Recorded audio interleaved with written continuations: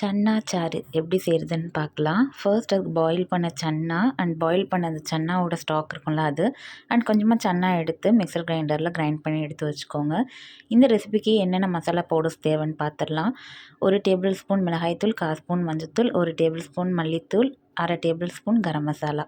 இந்த சன்னா சாருக்கு ஒரு மசாலா நம்ம கிரைண்ட் பண்ணோம். ஸோ ஒரு மிக்ஸி ஜாரில் ஒரு பெரிய வெங்காயம், சின்ன சைஸ் பழுத்த நாட்டு தக்காளி, கொஞ்சமாக கருவேப்பிலை and coriander leaves just to enhance the flavour of the chana saaru. And இது கூட நம்ம எடுத்து வச்சிருந்த மசாலா பவுடர்ஸ் எல்லாம் சேர்த்து தண்ணி எதுவும் ஆட் பண்ணாமல் நல்லா ஃபைன் பேஸ்ட்டாக அரைச்சி எடுத்துக்கலாம். இப்போ ஸ்டவ் ஆன் பண்ணிவிட்டு ஒரு குக்கிங் பாட் வச்சுக்கோங்க. 2 டேபிள் ஸ்பூன் ஆயில் ஆட் பண்ணிக்கோங்க. ஆயில் நல்லா ஹீட் ஆனதுக்கப்புறம் 1 டீஸ்பூன் பெருஞ்சீரகம், 1/2 டேபிள் ஸ்பூன் அளவுக்கு குருமிளகு சேர்த்துக்கலாம். இன்க்ரீடியன்ஸ் நல்லா டெம்பர் ஆனோட கொஞ்சமாக கருவேப்பிலை சேர்த்துக்கோங்க. இது கூட 2 பச்சை மிளகு கீரல் போட்டு சேர்த்துக்கலாம். ஒரு பெரிய வெங்காயம் பொடியாக நறுக்கி சேர்த்துக்கோங்க. இது கூட 1 டேபிள் ஸ்பூன் அளவுக்கு இஞ்சி பூண்டு விழுதும் சேர்த்துக்கலாம்.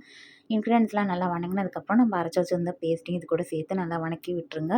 மசாலா பேஸ்ட்டோட அந்த பச்சை வாசம்லாம் போனதுக்கப்புறம் நம்ம பாயில் பண்ணி வச்சுருந்தோம்ல சன்னா, அதை நம்ம சேர்த்துக்கலாம். சன்னா சேர்த்து அந்த மசாலாவோட நல்லா மிக்ஸ் கொடுத்துட்டு இந்த ரெசிபிக்கு தேவையான அளவுக்கு சால்ட்டும் ஆட் பண்ணிக்கோங்க. இது கூட நம்ம எடுத்து வச்சிருந்தோம்ல சன்னா ஸ்டாக், அதுவும் நம்ம சேர்த்துக்கலாம்.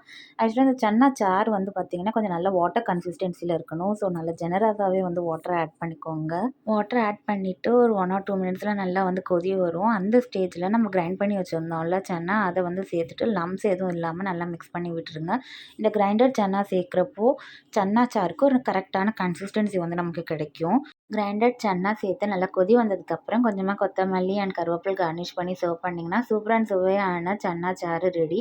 நல்லா கீ ரைஸ், பரோட்டா, சப்பாத்தி, இடியாப்பம், இட்லி, தோசை கூட அடிப்பொலி காம்போவாக இருக்கும். நீங்களும் ட்ரை பண்ணி பார்த்துட்டு எப்படி இருக்குன்னு கமெண்ட்டில் சொல்லுங்கள். இந்த வீடியோ பிடிச்சிருந்தா சின்னதாக லைக் கொடுங்க. நம்ம சேனல் பிடிச்சிருந்தா சப்ஸ்கிரைப் பண்ணி வச்சுக்கோங்க. வேற ஒரு இன்ட்ரெஸ்டிங் வீடியோவில் பார்க்கலாம். Until then take care, Tata, bye bye.